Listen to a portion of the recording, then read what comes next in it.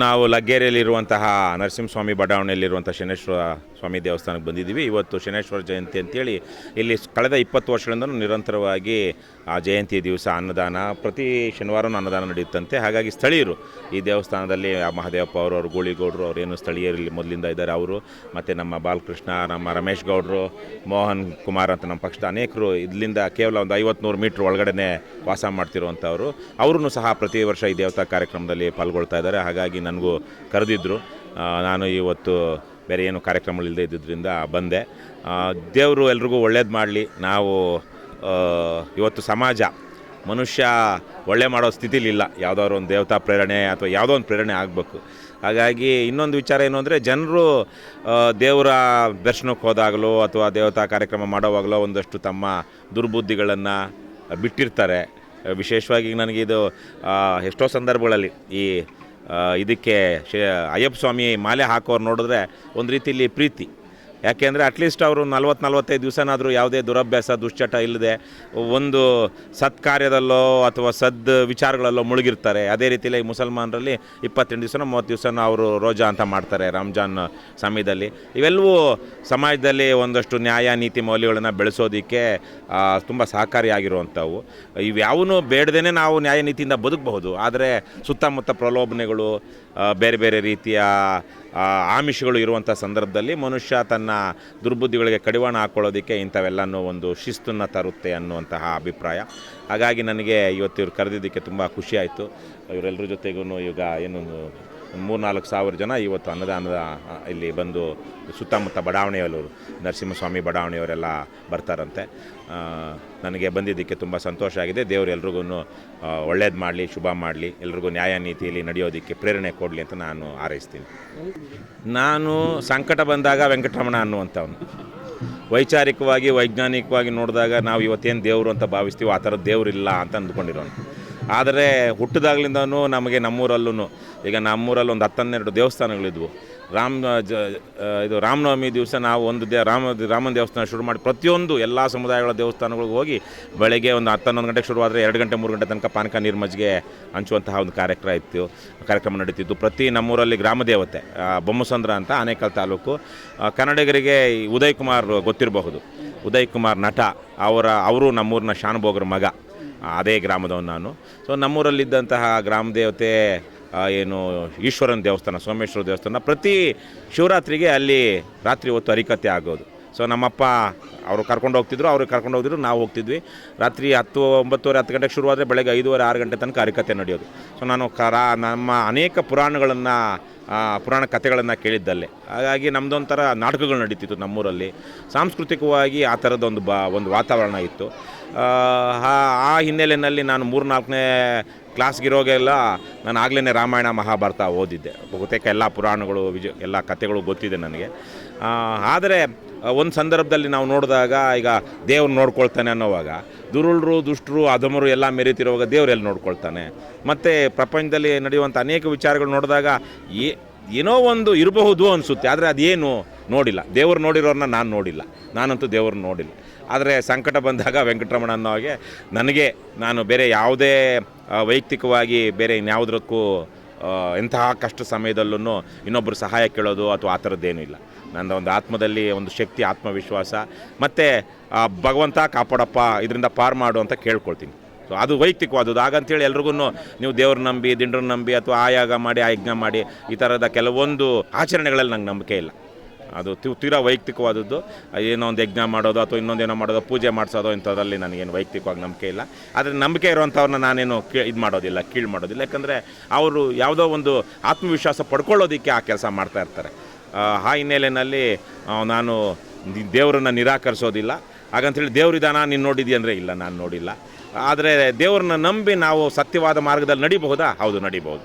ಪರಂಪರೆಯಲ್ಲಿ ಆ ಥರಕ್ಕೆ ತುಂಬ ದೈವ ಬೀರುಗಳಾಗಿರುವಂಥವ್ರು, ಭಕ್ತರಾಗಿದ್ದಂಥವರು ಬಹಳ ಒಳ್ಳೆಯ ಕೆಲಸಗಳನ್ನು, ಸಮಾಜಕ್ಕೆ ಮಾರ್ಗದರ್ಶನಗಳನ್ನ ಮಾಡ್ತಾ ಬಂದಿದ್ದಾರೆ. ಹಾಗಾಗಿ ಅದೇನು ತಪ್ಪಲ್ಲ ಅಂತ. ಆದರೆ ದೇವರ ಹೆಸರಿನಲ್ಲಿ ಇವತ್ತು ನಾನು ಧರ್ಮ ಅನ್ನೋದಿಲ್ಲ. ಆದರೆ ಮತದ ಹೆಸರಿನಲ್ಲಿ ತುಂಬ ನೀಚ ಕೆಲಸ ಮಾಡಿರೋರು, ಮಠಾಧೀಶಗಳಾಗಿರುವಂಥವ್ರಿಂದ ಹಿಡ್ಕೊಂಡು ಸ್ವಾಮೀಜಿಗಳಾಗಿರುವಂಥವ್ರು, ಪೂಜಾರಿಗಳಾಗಿರೋರು, ಗರ್ಭಗುಡಿಲಿ ಅತ್ಯಾಚಾರಗಳು ಮಾಡಿರುವಂಥ ಉದಾಹರಣೆಗಳನ್ನು ನಾವು ನೋಡ್ತೀವಿ. ಹಾಗಾಗಿ ದೇವರ ಹೆಸರಿನಲ್ಲಿನೂ ಕೆಲವೊಬ್ಬರು ತುಂಬ ಕುಕೃತ್ಯಗಳನ್ನು ಮಾಡಿದ್ದಾರೆ. ಅದನ್ನೆಲ್ಲ ನೋಡಿಕೊಂಡು ಜನ ಯಾವ್ದು ಸರಿ ಯಾವ್ದು ತಪ್ಪು ಅಂತ ನೋಡಿಕೊಂಡು ಸಾಧ್ಯವಾದಷ್ಟು ತಮ್ಮ ಖಾಸಗಿಯಾಗಿ ಅದನ್ನು ಇಟ್ಕೊಂಡ್ರೆ ಈ ಸಮಾಜಕ್ಕೆ ಒಳ್ಳೆಯದಾಗುತ್ತೆ. ಇಲ್ಲಾಂದರೆ ಅವರ ನಂಬಿಕೆಯನ್ನು ದುರುಪಯೋಗ ಮಾಡಿಕೊಳ್ಳುವಂಥ ಜನ ಇವತ್ತು ಜಾಸ್ತಿ ಆಗಿದ್ದಾರೆ ಹಿಂದೆಂದಿಗಿಂತ. ಹಿಂದೆ ಈ ಮಟ್ಟಕ್ಕೆ ಇರಲಿಲ್ಲ. ಇವತ್ತು ಜನನೂ ತಮ್ಮ ಯಾವುದೋ ಒಂದು ಏನಂತಾರೆ ಅನ್ಸರ್ಟನಿಟಿ ಅನಿಶ್ಚಿತತೆ ಕಾರಣಕ್ಕಾಗಿ ಯಾವುದನ್ನೋ ಒಂದನ್ನು ಹಿಡ್ಕೊಳ್ಬೇಕಲ್ವ. ಈಗ ಹುಲ್ಕಡ್ಡಿನೇ ಆಶ್ರಯ ಅಂತಾರೆ, ಏನು ನದಿಲಿ ಇದ್ದಾಗ ಅನಿಶ್ಚಿತ ಬದುಕಿಗೆ ಯಾವುದೋ ಒಂದು ಹಿಡ್ಕೊಳ್ಳೋದಕ್ಕೆ ದೇವ್ರನ್ನ ಈಗ ಜನ ನಂಬ್ತಾರೆ. ಆ ನಂಬಿಕೆಯನ್ನು ದುರುಪಯೋಗ ಮಾಡ್ಕೊಳ್ಳುವಂಥ ಜನನೂ ಜಾಸ್ತಿ ಆಗಿದ್ದಾರೆ. ಈಗ ಹಣಕಾಸಿನ ವಿಚಾರಗಳಲ್ಲೇ ದೇವರು ಅಂತ ಇಲ್ಲದೇ ಎಷ್ಟು ಜನ ಫ್ರಾಡ್ಸ್ಟರ್ಗಳು ಇವತ್ತು ಫೈನಾನ್ಸ್ಗಳು ಮಾಡಿ ಇನ್ನೊಂದೇನೋ ಮಾಡಿ ನಿಮ್ಗೆ ಇಷ್ಟು ಬಡ್ಡಿ ಕೊಡ್ತೀವಿ ಅಷ್ಟು ಬಡ್ಡಿ ಕೊಡ್ತೀವಿ ಅಂತ ನಂಬಿಸ್ತಾರಲ್ವ. ಆ ಥರಕ್ಕೆ ದೇವರ ಮೇಲೆ ನಂಬಿಕೆಯನ್ನು ದುರುಪಯೋಗ ಮಾಡ್ಕೊಳ್ಳೋಂಥವ್ರು ಜಾಸ್ತಿ ಆಗಿದ್ದಾರೆ. ಅದಕ್ಕೆ ಜನ ಇವೆಲ್ಲ ನೋಡಿ ಯೋಚನೆ ಮಾಡಿ ತೀರ್ಮಾನ ತೆಗೆದುಕೊಳ್ಳೋದು ಒಳ್ಳೆಯದು. ಅವರ ವೈಯಕ್ತಿಕವಾಗಿ ಅದನ್ನು ಇಟ್ಕೊಂಡು ಆದರೆ ದೇವರ ಹೆಸರಲ್ಲಿ ಮೋಸ ಮಾಡೋದಕ್ಕೆ ಬರುವಂಥವ್ರು ಯಾರು ಇದ್ದರೆ ಅದನ್ನು ನಿರಾಕರಿಸಿ. ಈಗ ಧನುರ್ಮಾಸದಲ್ಲಿ ಜನ ಬೆಳಗ್ಗೆನೇ ಎದ್ದು 5 ಗಂಟೆಗೆ ಎದ್ದು ಹೋಗಿ ಆಲದ ಮರ ಅರಳಿ ಮರ ಸುತ್ತುತ್ತಾರೆ, ನಾಗರಕಟ್ಟೆನ ಸುತ್ತುತ್ತಾರೆ, ನವಗ್ರಹಗಳನ್ನ ಸುತ್ತುತ್ತಾರೆ. ಭಾಳ ಭಯಭಕ್ತಿಯಿಂದ ನಾನು ನಮ್ಮ ತಾಯಿ ಜೊತೆಗೆ ಪ್ರತಿ ಎಷ್ಟೋ ಒಂದು ವಾರನ 10 ದಿವಸ ನಮ್ಮ ತಾಯಿ ಹೋಗ್ತಾಯಿದ್ರು. ನಮ್ಮ ಮನೆಯಿಂದ ಸುಮಾರು 1 ಕಿಲೋಮೀಟ್ರ್ ದೂರದ ಅರಳಿಕಟ್ಟೆಗೆ, ನಾಗರಕಟ್ಟೆಗೆ ನಾನು ಅವ್ರ ಜೊತೆಗೆ ಬೆಳಗ್ಗೆ ಹೋಗ್ತಾಯಿದ್ದೆ. ಅವ್ರ ಜೊತೆಗೆ ನಾವೆಲ್ಲ ಸುತ್ತಾಯಿದ್ವಿ. ಆಗ ಅದೊಂದು ಅವ್ರಿಗೆ ನನ್ನ ತಾಯಿಗೆ ನನಗಿಂತ ಹೆಚ್ಚು ನನ್ನ ತಾಯಿಗೆ ಏನೋ ಒಂದು ನನ್ನ ಮಕ್ಕಳಿಗಾಗಲಿ ನಮ್ಗೆ ಬಂದಿರೋ ಕಷ್ಟ ಹೋಗಲಿ ಅದು ಈಡೇರ್ತಿತ್ತೋ ಬಿಡ್ತಿತ್ತೋ, ಆದರೆ ಆಕೆಗೊಂದು ಆತ್ಮವಿಶ್ವಾಸ ಕೊಡ್ತಾಯಿತ್ತು. ಆ ಥರಕ್ಕೆ ಸರಳವಾಗಿ ಕೆಲವೊಂದು ನಂಬಿಕೆಗಳನ್ನ ಇಟ್ಕೊಳ್ಳಿ. ತುಂಬ ದೊಡ್ಡದಾಗಿ ನೀವು 10 ಲಕ್ಷ ಖರ್ಚು ಮಾಡಿದ್ರೆ 5 ಕೋಟಿ ಖರ್ಚು ಮಾಡಿದ್ರೆ ಇನ್ನೊಂದೇನೋ ಖರ್ಚು ಮಾಡಿದ್ರೆ ನಿಮಗೇನೋ ಆಗುತ್ತೆ ಅನ್ನುವಂಥದ್ದಲ್ಲ. ಅವು ಅರ್ಥ ಇದಲ್ಲ. ಈ ಸನಾತನ ಧರ್ಮದ ವಿಚಾರದಲ್ಲಿ ರಾಜಕೀಯ ಆಗ್ತಾ ಇದೆ. ಈ ಉದಯನಿಧಿ ಸ್ಟಾಲಿನ್ ಈಗ ಕುರುಡ್ರು ಒಂದು 7-8 ಜನ, ಅದೊಂದು ಕುರುಡ್ರು ಮತ್ತು ಆನೆ ಒಂದು ಕತೆ ಇದೆ. ಆನೆನ ಹೋಗಿ ಮುಟ್ಟಿದಾಗ ಒಬ್ಬನಿಗೆ ಬಾಳೆ ದಿಂಡು ಇದು ಅನಿಸುತ್ತಂತೆ, ಇನ್ನೊಬ್ಬನಿಗೆ ಇದೇನೋ ಪೊರಕೆ ಅನಿಸುತ್ತಂತೆ. ಯಾಕಂದರೆ ಅವನು ಏನನ್ನು ಮುಟ್ಟಿರ್ತಾನೆ, ಬಾಲನ್ನು ಮುಟ್ಟಿರ್ತಾನೆ, ಇನ್ನೊಬ್ಬ ಕಾಲು ಮುಟ್ಟಿರ್ತಾನೆ, ಇನ್ನೊಂದೇನೋ ಇದು ಏನಾದರೂ ಸೊಂಡಿಲ್ ಮುಟ್ಟಿ ಇದೇನೋ ಒಂದು ನಗಾರಿ ಇರಬಹುದು ಅಥವಾ ಇನ್ನೊಂದೇನೋ ಅಂತ ಈ ಥರಕ್ಕೆ. ಹಾಗಾಗಿ ಅದೇ ಥರಕ್ಕೆ ಈಗ ಸನಾತನ ಅಂದರೆ ಏನು, ಪುರಾತನವಾದದ್ದು ಅನ್ನುವಂತಹದ್ದು. ಪುರಾತನವಾದದ್ದು ಅನ್ನೋ ಅರ್ಥದಲ್ಲಿ ಈಗ ಗಾಂಧೀಜಿನೂ ನಾನು ಒಬ್ಬ ಸನಾತನಿ ಅಂತ ಹೇಳ್ಕೊಳ್ತಾರೆ. ಯಾವ ಅರ್ಥದಲ್ಲಿ? ಅವರು ನಮ್ಮ ಭಾರತೀಯ ಪರಂಪರೆಯಲ್ಲಿ ಅಥವಾ ಹಿಂದೂ ಪರಂಪರೆಯಲ್ಲಿ ಇದ್ದಂಥ ಮೌಲ್ಯಗಳನ್ನು ಗಮನಿಸ್ಕೊಂಡು, ಇನ್ನೊಂದು ಜನ ಮೌಢ್ಯಗಳೇ ನಮ್ಮ ಸನಾತನ ಅಂತ ಹೇಳ್ತಾರೆ. ಅದರಲ್ಲಿ ವೈದಿಕ ಅವೈದಿಕ ಅಂತ ಬರುತ್ತೆ. ವೈದಿಕ ಸಂಪ್ರದಾಯಗಳನ್ನು ನಿರಾಕರಿಸಿ ಅಂತ ಹಲವಾರು ಜನ ಹೇಳ್ತಾ ಬಂದಿದ್ದಾರೆ. ಆದರೆ ವೈದಿಕ ಸಂಪ್ರದಾಯದಲ್ಲಿ ಎಲ್ಲವೂ ಕೆಟ್ಟದ್ದಲ್ಲ. ವೇದಾಂತ, ಉಪನಿಷತ್ತು ಕೇವಲ ವೇದಗಳಲ್ಲ, ವೇದದ ನಂತರ ಬಂದಂಥ ಉಪನಿಷತ್ತುಗಳು. ಅದರಲ್ಲಿ ದೇವರನ್ನು ನಿರಾಕರಿಸುವಂಥ ಚಾರ್ವಾಕರು ಅಂತಿದ್ದರು. ಅವರು ಚಾರ್ವಾಕರು ಅಂಥವರಲ್ಲಿದ್ದಾಗ ದೇವರನ್ನು ನಿರಾಕರಣೆ ಮಾಡಿರುವಂಥ ಒಂದು ಪರಂಪರೆ ಇದೆ. ಸೊ ಹಾಗಾಗಿ ಸನಾತನ ಅನ್ನುವಂತಹ ಒಂದು ಇದರಲ್ಲಿ ಕೆಲವೊಬ್ಬರು ಜಾತಿ ವರ್ಣ ಪದ್ಧತಿ ಏನಿದೆ, ಜಾತಿ ಪದ್ಧತಿ ಏನಿದೆ, ಅದು ನಮ್ಮ ಸನಾತನದ ಭಾಗ ಅಂತಾರೆ.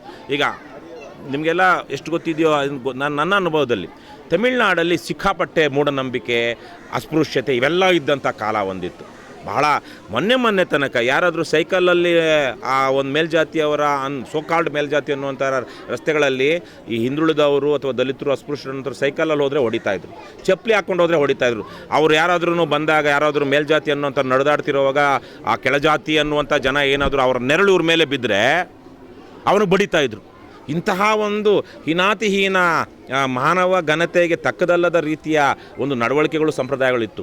ಅಲ್ಲಿ ಪೆರಿಯಾರ್ ಥರದವರು ಬಂದು, ಈಗ ನಮ್ಮಲ್ಲಿ ಬಸವಣ್ಣ ಇರಬಹುದು, ಬಹಳ ದೊಡ್ಡ ಕ್ರಾಂತಿಕಾರಿ, ಸಮಾಜ ಸುಧಾರಕ. ಕನಕದಾಸರು ಕುಲವೆಂದು ಬಡಿದಾಡದಿರಿ ಅಂತ ಹೇಳಿದಂಥವ್ರು. ಇಂಥ ಅನೇಕ ಸುಧಾರಕರು ಬಂದ ಹಾಗೆ ತಮಿಳುನಾಡಲ್ಲೂ ಪೆರಿಯಾರ್ ಅವರು ಬಂದು 20ನೇ ಶತಮಾನದಲ್ಲಿ ಇದೆಲ್ಲ ಕೆಲವೊಂದನ್ನೆಲ್ಲ ನಿರಾಕರಿಸಿ ಅನ್ನುವಂಥದ್ದಕ್ಕೆ ಒಂದು ಕಡೆಗೆ ಬಹಳ ಏನಂತಾರೆ ಅತಿರೇಕ ಅನ್ನಬಹುದಾದಂಥ ವಿಚಾರಗಳನ್ನು ಹೇಳಿದ್ರು. ರಾವಣನ ಪೂಜೆ ಮಾಡಿ ದೇವರನ್ನೇ ನಿರಾಕರಿಸಿದವರು. ರಾಮ ಒಂದು ಮೌಲ್ಯದ ಪ್ರತಿನಿಧಿ ಆದರೆ ರಾವಣ ಇನ್ನೊಂದು ಅಪಮೌಲ್ಯದ ಪ್ರತಿನಿಧಿ ಆಗಿರುವಾಗ ರಾಮ ಬೇಡ ರಾವಣನ ಪೂಜೆ ಮಾಡಿ ಅನ್ನೋಂಥ ಅತಿರೇಕದ ಕೆಲವೊಂದನ್ನು ಹೇಳಿದ್ರು. ಅದಕ್ಕೆ ಕುವೆಂಪು ಅವರು ಭಾಳ ಚೆನ್ನಾಗಿ ಪೆರಿಯಾರ್ ಅವ್ರ ವಿಚಾರಕ್ಕೆ ಬಂದಾಗ ಹೇಳ್ತಾರೆ, ನಾವು ಅದನ್ನು ಅರ್ಥ ಮಾಡ್ಕೊಳ್ಬೇಕು. ಮನೆಯಲ್ಲಿ ಬಂಗಾರ ಅದು ಸರಿ ಇಲ್ಲ ಅಂಥೇಳಿ ನಾವು ಬಂಗಾರನ ತಗೊಂಡೋಗಿ ಹಳೆ ಒಡವೆಗಳು ಇವತ್ತಿನ ಟ್ರೆಂಡ್ಗೆ ತಕ್ಕನಾಗಿಲ್ಲ ಅಂಥೇಳಿ ನಾವು ಚಿನ್ನನ ತಗೊಂಡೋಗಿ ಎಲ್ಲ ಬಾವಿಗೋ ತಿಪ್ಪೆಗೋ ಹಾಕೋದಿಲ್ಲ. ಆ ಚಿನ್ನವನ್ನು ಕರಗಿಸಿ ಇವತ್ತಿಗೆ ನಮಗೆ ಯಾವ ರೂಪದಲ್ಲಿ ಬೇಕೋ ಅದನ್ನು ನಾವು ಮಾಡ್ಕೊಳ್ಬೇಕು ಅಂತ. ಸೊ ಹಾಗಾಗಿ ಆ ಥರಕ್ಕೆ ನಾವು ನಮ್ಮಲ್ಲಿರೋ ಪರಂಪರೆ ಚಿನ್ನ ಇದ್ರೆ ಅದರಲ್ಲಿ ಕೆಲವೊಂದು ಲೋಪಗಳು ಇರುತ್ತೆ. ಅದನ್ನೆಲ್ಲ ನಾವು ತಿದ್ದುಕೊಂಡು ಇವತ್ತಿನ ಕಾಲಕ್ಕೆ ಕುವೆಂಪು ಅವರು ಮುಂದುವರೆದು ಇನ್ನೊಂದು ಮಾತು ಹೇಳ್ತಾರೆ. ಅವರು ಏನು ಹೇಳ್ತಾರೆ, ಹಿಂದಿನ ಋಷಿಗಳು ಮಾನವರೇ ನಮ್ಮಂತೆ, ಅವರ ಶಾಸ್ತ್ರವು ಅವರ ಕಾಲಕ್ಕೆ ಮಾತ್ರ, ಕಾಲಕ್ಕೆ ತಕ್ಕಂತೆ ನ್ಯಾಯ, ಕಾಲಕ್ಕೆ ತಕ್ಕಂತೆ ನಮ್ಮ ಹೃದಯವೇ ನಮಗೆ ಶ್ರೀಧರ್ಮ ಸೂತ್ರ ಅಂತ. ಹಾಗಾಗಿ ಸನಾತನ ಅಂತ ಬಂದಾಗ ಕೆಲವೊಬ್ಬರು ಜಾತಿವಾದದ ವಿರುದ್ಧ ಮಾತಾಡ್ತಾರೆ, ಕೆಲವೊಬ್ಬರು ಜಾತಿವಾದ ವರ್ಣ ಪದ್ಧತಿ ಇವೆಲ್ಲ ಸರಿ ಅನ್ನುವಂಥ ರೀತಿಯಲ್ಲಿ ಹೇಳ್ತಾರೆ. ಹಾಗಾಗಿ ಅವ್ರಿಗೆ ಹೇಳ್ತಿರೋದು ಯಾವುದು ಅಂತ. ಸೊ ಹಾಗಾಗಿ ಸನಾತನ ಅನ್ನೋದಕ್ಕಿಂತ ನಮ್ಮ ಭಾರತೀಯ ಪರಂಪರೆಯಲ್ಲಿ ಬಂದಿರುವಂತಹ ಜಾತಿವಾದ ಏನಿದೆ, ಅಸ್ಪೃಶ್ಯತೆ ಏನಿದೆ, ಇವೆಲ್ಲವನ್ನು ನಿರಾಕರಿಸಿ ಇವತ್ತಿನ ಭಾರತದ ಸಂವಿಧಾನ ಕೊಟ್ಟಿರುವಂಥ ಸಾಮಾಜಿಕ ನ್ಯಾಯವನ್ನು ನಾವು ಗೌರವಿಸಿ, ಪ್ರಜಾಪ್ರಭುತ್ವದಲ್ಲಿ ಕೊಟ್ಟಿರುವಂಥ ಮೂಲಭೂತ ಹಕ್ಕುಗಳನ್ನು ಗೌರವಿಸಿ ಎಲ್ಲರೂ ಸಮಾನರು ಅಂತ ಭಾವಿಸ್ತಾ ಅವರವರಿಗೆ ಇಷ್ಟ ಬಂದಂಥ ದೇವರು, ಈಗ ಕ್ರಿಶ್ಚಿಯನ್ರಿಗೆ ಜೀಸಸ್ಸು ಗಾಡು ಇನ್ನೇ ಆ ಥರದ್ದು, ಇವರಿಗೆ ಮುಸಲ್ಮಾನರಿಗೆ ಅಲ್ಲ. ಆದರೆ ಹಿಂದೂಗಳಂತೂ ಬಂದಾಗ ನೂರಾರು ಅಲ್ಲ ಮೂರಾರು ಲಕ್ಷಾಂತರ ದೇವರುಗಳು ಕಲ್ಲನ್ನಿಟ್ಟು ಪೂಜೆ ಮಾಡ್ತಿದ್ದಂಥವರು ಇವಾಗಲೂ ಇದ್ದಾರೆ. ಹಾಗಾಗಿ ಅವರವ್ರ ನಂಬಿಕೆ ಮೇಲೆ ಅವ್ರು ಮಾಡ್ಕೊಳ್ಳೋದಕ್ಕೆ ಬಿಡಬೇಕು. ಅದನ್ನು ತಪ್ಪು ನಿರಾಕರಿಸಿ ಅನ್ನುವಂಥದ್ದು ಅದೂ ಇದೆ, ಅದಕ್ಕೂ ಅವಕಾಶ ಇರಬೇಕು. ದೇವರನ್ನು ನಿರಾಕರಿಸಿ ಅನ್ನೋದು ಏನು ತಪ್ಪೇನೂ ಅಲ್ಲ. ಒಂದು ಸತ್ಯವನ್ನು ನಿರಾಕರಿಸಿ ಧರ್ಮದಲ್ಲಿ ನಡೆಯೋದನ್ನು ನಿರಾಕರಿಸಿ ಅಂದರೆ ತಪ್ಪು. ಆದರೆ ನಾನು ಆಗಲೇ ಹೇಳ್ದಂಗೆ ಈ ಚಾರ್ವಾಕ ಪರಂಪರೆಯಲ್ಲಿ ಉಪನಿಷತ್ತುಗಳಲ್ಲಿ ಅದರಲ್ಲೆಲ್ಲ ಏನು ಬರುತ್ತೆ, ದೇವರನ್ನು ನಿರಾಕರಿಸಿ ಅದನ್ನೂ ಪರಂಪರೆಯ ಒಳಗೆ ಮಾಡ್ಕೊಂಡಿದ್ದಾರೆ. ಹಾಗಾಗಿ ಈ ಸನಾತನ ಅಂತ ಹೇಳಿದಾಗ ಉದಯನಿಧಿ ಯಾವ ಅರ್ಥದಲ್ಲಿ ಹೇಳ್ತಾ ಇದ್ದಾರೆ, ಆ ಅರ್ಥದಲ್ಲಿ ಇವರೇನಾದ್ರು ಬೇರೆಯವ್ರು ಅರ್ಥ ಮಾಡ್ಕೊಳ್ತಾರೆ, ಅಥವಾ ಬೇರೆಯವ್ರು ಹೇಳ್ತಿರೋದ್ರಲ್ಲಿ ಏನಿದೆ ಅದನ್ನು ಕರುಣಾನಿಧಿ ಮೊಮ್ಮಗ ಅದನ್ನು ಯಾವುದನ್ನು ನಿರಾಕರಿಸ್ತಾ ಇದ್ದಾನೆ, ಇದನ್ನೆಲ್ಲ ನೋಡಿಕೊಂಡು ಒಟ್ಟಾರೆಯಾಗಿ ಸಮಾಜ ಸುಧಾರಣೆ ಆಗೋದ್ರ ಕಡೆಗೆ ನಾವು ಗಮನ ಕೊಡಬೇಕೇ ಹೊರತು ಪದಗಳ ಜಾಲದಲ್ಲಿ ಮುಳುಗಿ ನಿರಾಕರಣೆ ಮಾಡುವಂಥದ್ದು ಅಥವಾ ಹಂಗಿಸುವಂತಹದ್ದು ಅಥವಾ ಉದಯನಿಧಿನೂ ಪ್ರವೋಕ್ ಮಾಡೋದಕ್ಕೆ ಹೇಳುವಂತಹದ್ದು ಇವೆಲ್ಲ ತಪ್ಪು. ಆ ಪದಗಳನ್ನ ಬಿಡಿ, ಆ ಪದಗಳು ಹಳೆ ಪದಗಳನ್ನ ಇದರಲ್ಲಿ ಇಟ್ಕೊಂಡು ಏನು ಒದ್ದಾಡ್ತೀರಾ? ಇವತ್ತು ಸಂವಿಧಾನ, ನಮಗೆ ದೇಶದಲ್ಲಿ ಸಂವಿಧಾನ ಇದೆ, ಸಂವಿಧಾನದ ಅಡಿಯಲ್ಲಿ ಕೆಲಸ ಮಾಡ್ತಿರುವಾಗ ಸಂವಿಧಾನದ ಮೌಲ್ಯಗಳಿಗೆ ಮೂಲ ಆಶಯಗಳಿಗೆ ವಿರುದ್ಧವಾಗಿ ಯಾರಾದರೂ ನಡ್ಕೊಳ್ತಿದ್ದಾರಾ ಅದನ್ನು ಪ್ರಶ್ನೆ ಮಾಡಿ. ಹಾಗಾಗಿ ನೀವು ರಾಮನನ್ನು ಬೈಬೇಕಾಗಿಲ್ಲ, ಕೃಷ್ಣನನ್ನು ಬೈಬೇಕಾಗಿಲ್ಲ, ಜೀಸಸ್ ಬೈಬೇಕಾಗಿಲ್ಲ, ಪೈಗಂಬರನ್ನ ಬೈಬೇಕಾಗಿಲ್ಲ, ಸನಾತನ ಅಂತ ಹೇಳಬೇಕಾಗಿಲ್ಲ, ಅಥವಾ ಇನ್ನೊಂದು ಯಾವುದನ್ನು ಹೇಳಬೇಕಾಗಿಲ್ಲ. ಇವತ್ತಿನ ಕಾಲಕ್ಕೆ ನಾವು ಹಳೆಯ ವಿಚಾರಗಳು ಮುಗಿದೋಗಿದೆ. ಅದು ಇವತ್ತು ಯಾವುದೂ ಅದಕ್ಕೆ ಕಾನೂನಲ್ಲಿ ಅರ್ಥ ಇಲ್ಲ.